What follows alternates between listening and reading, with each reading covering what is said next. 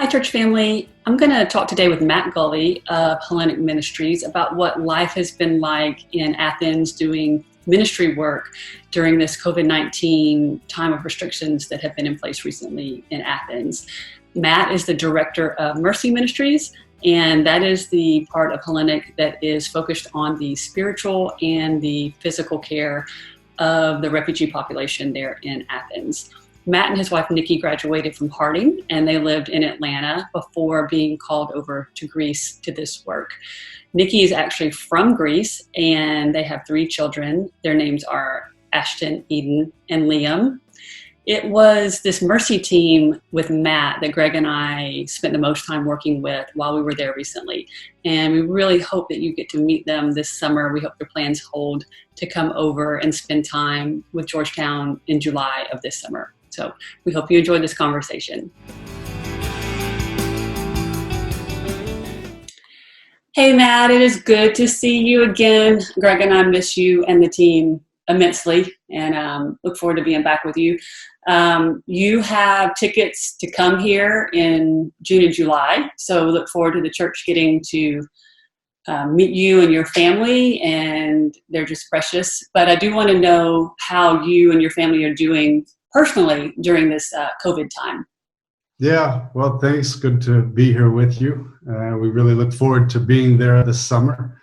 We are, like everybody, adapting and trying to adjust to having the kids home all day, me being home all day, doing school and organizing the calls and all the audio ringing throughout the house.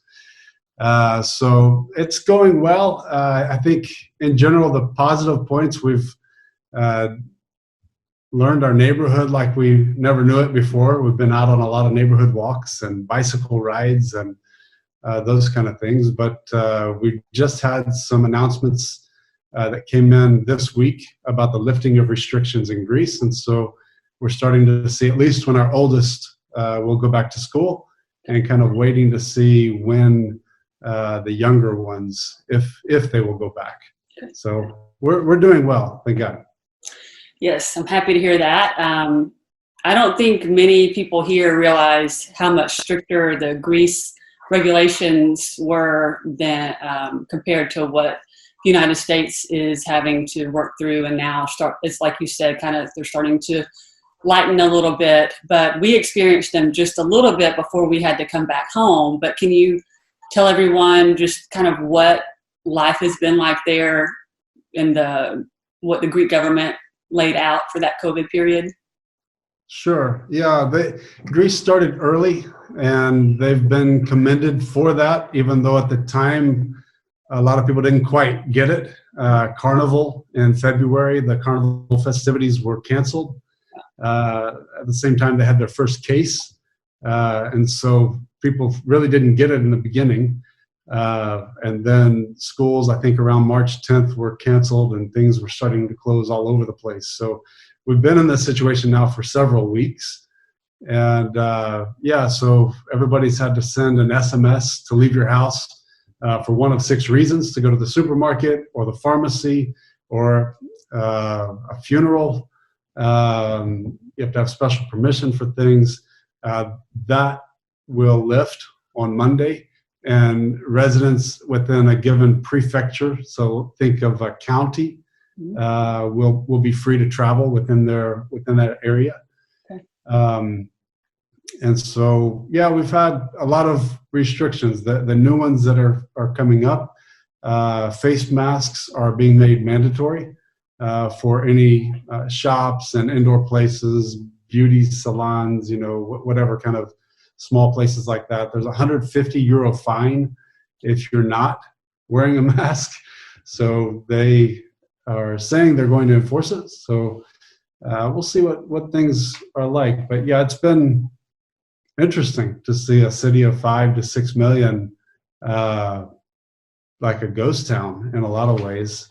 Yeah. I remember Nikki saying when we were leaving and trying to get ice cream that last day, she's like, this just isn't Greece. It's just not lively and it's not loud, and definitely changed the tone of Greece right from when we got there and had been there last year. So I know it's different for y'all, and I know it's greatly affected Hellenic Ministries. And, a lot of us last October got to experience Hellenic and quite a few of their ministries, which Mercy is a part of, but they have others as well. Can you tell us kind of how those ministries outside of Mercy were affected through the restrictions and everything you've had to adjust to? Sure. Yeah, I think like everybody, we've had to adjust anything that we've done in person. So our programs and things like that have all had to close, and we've had to find alternative means of serving people. So the Good Samaritan, for example, our Women and Children's Center, where both refugees and local people in need, many of whom came from Africa many years ago, in that community. They had to close all their programs, including their medical services, and have been able to serve the beneficiaries of that ministry through taking food to their homes and some things like that are outside their building. But all the programs inside the Good Samaritan had to close.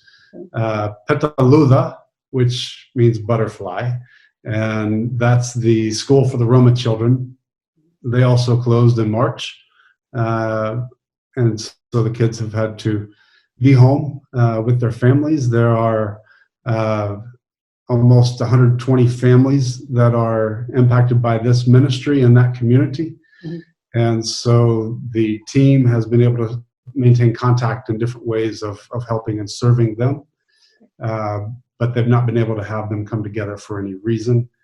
And overall, as a team, we've had to adapt to a lot of online meetings, Zoom calls, and things like that. So some ways that's been very good. So we've been able to do, our all-staff meeting that is able to reach people from across the city. But we've had people outside of Greece to join us as well, if they're in the right time zone. And so it provides some unique connectivity that we didn't have before. But yeah, I think just in general, the closing of programs and figuring out how to reach people outside of our physical location. Yeah.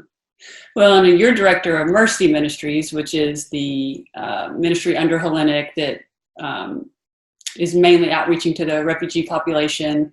And we've been in on a lot of the calls with the Mercy team about the changes and the creativity and everything. You've hit the ground running, but I'd love for you to share more about what Mercy Ministries has, how they've responded to having to think creatively to continue to serve the refugee population, as well as how to keep staff working and occupied.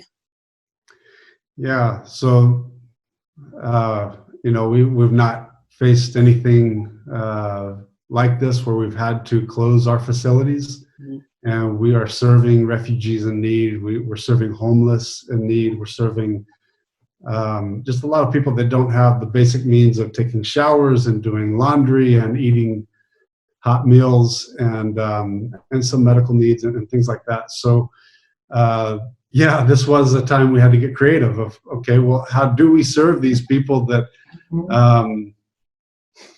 are so accustomed to coming to us for getting those needs met, and for also coming into a warm environment, a place that's safe, a place that they can hear an encouraging word, where they can hear a message about Christ, where they can be challenged, where they can be accepted, and so forth. That's one of the things that we love about being able to welcome people, is creating an environment of peace and warmth and welcome.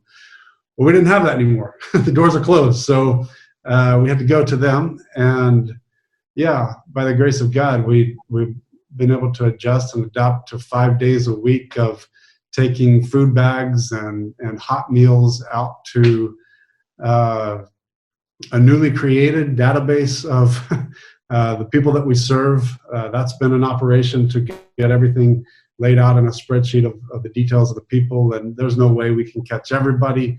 But we have several hundred now that we are serving in that way. And so we've served a few thousand hot meals in the last couple of months. and either home to home to the people in need, or out in some of the parks and public centers in the center of Athens, where we know that we can find them, where they are hoping they can find us or somebody that can help them. And so we've been able to meet a lot of people in need in those particular places. And so that's one of the ways we've responded. We've had our media team who have really amped up their efforts. Number one, recognizing that this is a better time than ever to reach people because they're in their homes.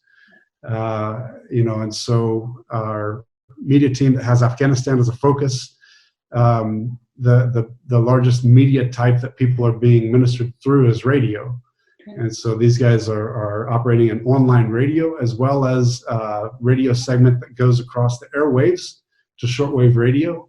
And so they've just had to really amp up their efforts and get content that's already ready for other platforms in order to reach the people there. And so they've done a lot of that. They've done a lot of technical support, helping us with our new media needs being separated. And so they've done a really incredible job. Our skills training center has started making face masks. And so we got sewing machines out to, because we can't use our center anymore, we got the sewing machines out to different homes, and ladies are making masks there, and we're trying to fill that need that's, now it's a need. We need face masks. Who knew? Wow. And so, that will actually change this next week. We will be able to relocate back into our center, which will be a big help. Our camps, we're unfortunately had to cancel our men's camp, but we're still trying to creatively rethink how we might be able to do a women's camp or a family camp. And so we're still waiting on some more information and allowances from the government as to what we can do. So we're waiting on that. We'll see. So the ministry that's happening on Lesbos through our Afghan family that's living there has been going really well. They have he has about 8 groups that he's meeting with online or in person. Some of those are believers, some of those are not, and so there's evangelism, there's discipleship that just continues to happen. I'm talking a lot here. I'm gonna tell you one more thing. Agape Church, who many that came here in October remember being there on the 7th floor and worshiping with them. Well, obviously they had to stop meeting as well. They've been able to go online and reconnect with a lot that had come in, who had gone out into Europe, and they're in other European countries, and now they're back connected on an online platform. So that's been a really strong thing for their relationships. A really cool thing, Masood and Masood was planning to do an inductive Bible study course in the fall. He was trying to get 25 guys to sign up for it. Really couldn't get that number, so the thing had to be canceled. He was trying to get in April, kind of tough with the commitments. It's 10 days. It's really intense. And the lockdown happened. There's no way they can do it. They decided to go online. Instead of 25, they ended up with about 80 from 12 different countries, including red zone countries in Central Asia that people are able to tune in for 10 full days, 10 a.m. to 5 p.m. of in-depth inductive Bible study. And classes have continued since then. And so we've seen some good things out of this, good things that we hope will continue even after restrictions lift. Yeah, I know technology has been just a fantastic connector, not only just for us here still plugging in with you, but I know we've talked about all the teams with Bible studies and using Zoom and other, even if it's just on audio so they don't use up people's data plans, with a lot of the different classes and spiritual outreach. Yeah. That has been well received and created bonds that y'all have been looking for and looking for ways to create. And in one way, the isolation through technology has created more bonds. Is that correct? Absolutely. Yeah. And yeah, sometimes it's given new opportunity for that, right? So um, there are some of the Bible study groups that have their homes that are mixed in their faith, or maybe they're a home that they're not believers, but they are one person is open and the other person is not. And so it's been more challenging in the past to engage and interact, but now there is this need for connecting, and these people have their own needs, and so being able to serve them with food, bags, hot meals, whatever, it shows the authentic care of the people from our team, and has really served to build some trust, and in ways that we just didn't have the opportunity before. And so, yeah, definitely. So then the calls are a lifeline for a lot of them to the homes that they're sometimes trapped in. Right, right. Well, I know we caught this when we were out there in October. A lot of people on the Georgetown team noticed that every time you would ask any part of the ministries of Hellenic ministry, any of the works, what do you need? The number one thing was always prayer, that Hellenic is just grounded in prayer and also in the Word. So that really spoke to a lot of us who were there. We know, and Greg and I now know after spending more time with you, how much time is spent in the Word and in prayer. And we used the Mercy Facebook page to kind of let needs and prayers be known publicly. But could you tell us how God has answered some of your prayers right now, and also just let us know how we could pray and partner with you? Sure. Yeah. Well, you probably don't want me to say this, but you guys were an answer to prayer. You and Greg coming and joining our team, and just adding a lot of strength and value to what God is doing here and what He's calling us to do and be a part of. So we're very grateful for you, very grateful for the church, for Georgetown, for the care, for the encouragement, for the prayer that you guys are doing. And Paul has sent emails more than a couple of times, and I'm just blown away. So very appreciative for the way you guys are already engaging in that way. Yeah, I think a couple of ways that we've seen prayer answered. One is that with the sudden change, these weren't changes that any of us had time to prepare for or saw coming. So with the sudden change, just the ability to adapt quickly and to continue serving at full capacity is an answer to prayer. Thank God we weren't sitting on our hands wondering what to do with no options before us. So that was a prayer. God, keep us active. Ephesians 2:10, we are created in Christ Jesus to do good works, which He has prepared in advance for us to do, lockdown or no lockdown. So God prepared a lot for us to do, and He's keeping us active in that area. So that's a big thanks. Prayer answered. And yeah, you mentioned it earlier, keeping our staff. In order to stay active, we need team and staff and people, and so we've been able to, through budget cuts and funding cuts, thank God we've not had to cut any of our staff.